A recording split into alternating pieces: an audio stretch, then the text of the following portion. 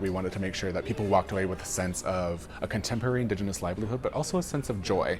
This isn't your average IKEA showroom. The Dish with One Spoon kitchen was curated by local artists to display modernity from the Indigenous perspective. At the Woodland Cultural Centre, a lot of the work centers around the Mohawk Institute Residential School.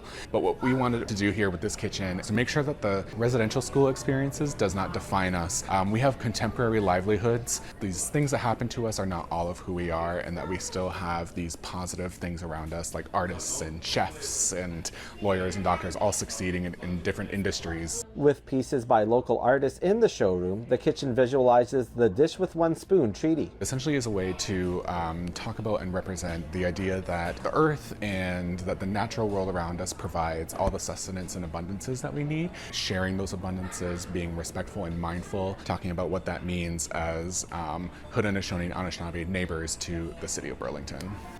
The Dish with One Spoon kitchen here in Burlington not only wants to display the traditions of Haudenosaunee people, but also educate the patrons walking through the IKEA showcase. It's just an opportunity to really learn more, right? Because I think so much about, understanding, Indigenous reconciliation is really about relationships.